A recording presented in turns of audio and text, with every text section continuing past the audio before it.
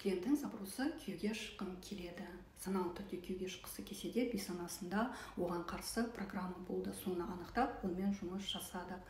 Ол өзінің анасының құрсағында жатқан кезде әке-шешесі бұны ұл бала болады деп үлкен үмітпен күткен екен. Содан қыз бала дүниеге келеді де, ол отбасында жиі ұрыс жанжал бола бастайды. Маған қыз бала тудың деген сияқты, ұл бала жоқ деген сияқты жиі жанжал ұрыстың нәтижесінде бұл өзін кінәлі санап, мен қыз бала болғым келмейді деп ұлдарша өзін ұстай бастаған. Ұлдармен ойнайды, ұлдарша киінеді, ұлдарының ойыншықтарымен ойнай бастайды. Тіпті кәмелеттік жасқа толған кезде оның этикамен де үлкен мәселе пайда болады. Өзінің әйелдік женственнісін қабылдай алмады. Жұмыс барысында біз оның әке-шешесін кешірді, өзіне осознанность келді, өзінің женственнісін қабылдап, жұмыс жасаудан кейін 2 айдан кейін жақсы хабармен бөлісті.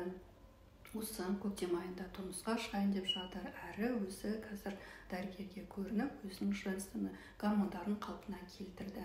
Осылай бізде МИП, қорғаушы, осындай қорқыныштардан сақтау үшін барынша сізді сақтап қалады. Бұның бәрі сіз біле бермейтін программалар, онымен жұмыс жасау керек. Сіз де өзіңіздегі кейбір запростарыңызбен хабарласаңыз болады, теріс установкалармен, программалармен